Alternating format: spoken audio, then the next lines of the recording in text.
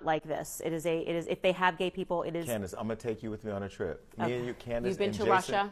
Hell no, I'm not Exactly, going to Russia. you've not. But UK, I was at a club called XL. I didn't say UK. Okay. That's the Western world. I'm talking about the Eastern world. Okay, well, I didn't go to college. Continue. They are very genuinely stunned by Western world. Okay. They're like, what is this? Because it's not a norm over there. It's whereas not a norm we've normalized it all over everywhere Yeah, else. there's no, like, anything. In fact, if you go to Romania, they tried to have, like, their first Pride parade, and it went really badly. Because people were like, what is this? And it was because America was giving money and asked for it to happen, which is crazy. Africa as well. Everyone's seen the clip. Why are you gay? You've seen this clip. No, I haven't. Oh my gosh! Candace, can you pull up this clip? Candace, you know what I'm talking about? Candace, there are gay people in Africa, though. No, I'm a little bit like, don't, a lot. Don't, please don't fight this, because have you been to Africa? No. Okay, so you've been to places. I've been to these places. I know please somebody in Nigeria that's in love with me right now. I'm not saying that there is not a person there's here or there, but I am African telling gay you, porn, just so you know it exists. Thank you. I am telling you that this is very confusing for them. Okay. It's like we've gotten so progressive that we are like regressive. We don't know what a woman is. We don't know what anything is. You go to Africa, there is a you must watch this clip. It is the funniest interview ever given because he's being dead serious. He's an African reporter, and he's just like asks this person like, "Why are you gay?" Like that's literally his question, and it's hilarious. But the point being is that, so we are recognizing, just like with the trans thing, and Bill Maher did a great thing, is that geographically you can point on a map where there's suddenly tons, and you might say, oh, well, maybe they feel more free. Maybe they're gay, and so they go to Los Angeles. But I think it's something else. I do think a lot of it is social engineering. And so it was really interesting to hear my creative director say to me, I know why I'm gay, because he said, living as a gay person, I can tell you, he says, this percentage of them have daddy issues, because I have daddy issues. Like I did not have a father in the home growing up. I sought that sort of like affection when I got older because I didn't get to have that time with my father. And then he's like, this percentage of them are just doing it because they're experimenting, and it's like the culture of people that they're around. He's like, when you get down to it, you realize that the overwhelming majority of these people are not born gay. It's because something has happened or this or that. And I actually believe that, because something that's interesting is if you look at lesbians, think of the people that broke into the market of being lesbian, but like, think about the 90s, Ellen DeGeneres, Melissa Etheridge, the people that were like, I'm out. Oprah and Gail. They talked about the fact that they were molested at a certain point, right? They talked about the fact that they were molested. Oprah and Gail is not right? lesbian. And a lot of times, if a woman gets molested by a man, she will choose to be a lesbian. So that means that there's a reason, or there's something that has led to this behavior. Okay, fine. Listen, if I was Ellen DeGeneres and if she got molested when she was a kid by a man, you would never want to be around a man again. You feel more comfortable with women. That's perfect. That's actually understandable.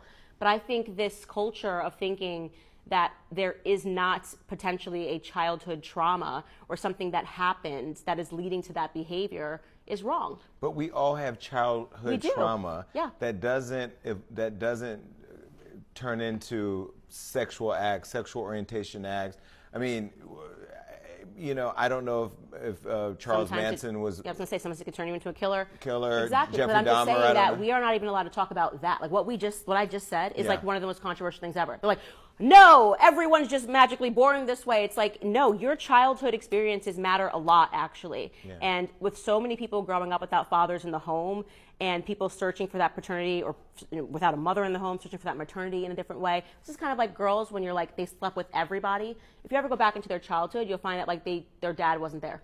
Sometimes that creates that behavior of sleeping with a ton of men. So it's the exact same thing. I think that if you are dealing with someone who thinks they have same-sex attraction, the first thing is to get to the why. I do not believe that all of these people are being born But my question gay. is, why do we care? Like, who cares? Who cares who likes who? In LA with all the gay people, New York with all the gay people, Tennessee, in your neighborhood, if the lights would turn on at 8:02 of every gay person, it's probably everybody on your block, maybe not tell you they're not gay, but they sucking dick on the weekend. You don't know who's doing what. We don't know. Do you know how many straight men will hit me up, women, wives, everything? Because a lot of y'all are running them over here. We don't want them on this side of the street. Go back over there with your wife. But they come over here, Candace, I'm telling you. I don't doubt anything in Los Angeles. I think it's all over the world, I think Candace. It's a godforsaken city. So Welcome to LA. Yeah. Okay, so let me go back. So the Daily Wire. When you were on the Daily Wire, at that point you were a conservative. Yes. Correct. Of course. By then. Okay. But then they fired you. Was that because they said you were anti-Semitic? Yeah, I've heard that in the media that I'm literally Hitler. No, they said you're the most voted, the most anti-Semitic person. Is that in the world? I don't know how they do that poll. I don't know how the poll's connected. All I know is I woke up one day and the media said I was Adolf Hitler, which was, you know, it was refreshing because, you know, I'd been called Clayton Bigsby for the first couple of years from the Dave Chappelle skit, self-hating black person. Then they pivoted and now we're at Adolf Hitler. So I feel like every year it's a new thing that they say I am. I was a self-hating black woman when I didn't support the Me Too movement. So I get called a lot of names in the media, whether, you know, not it's true, obviously not, but, you know. But you know, why did they think you were anti-Semitic? Because of tweets, comments? Because I think that BBNet and Yahoo shouldn't have a carte blanche to blow up Muslim kids in the Middle East. So that seemed problematic. There's a lot of Zionist money in the media, and they just were not happy with anyone with a platform taking that position.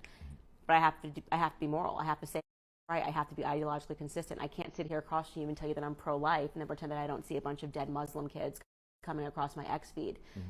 So sometimes being moral costs you, and I'm fine with that. I don't have to answer to, fortunately, when I die, I don't have to meet with the editors of the New York Post. I have to account to God. So why do you think most celebrities or most other people who are looking at social media and see what you see don't speak out?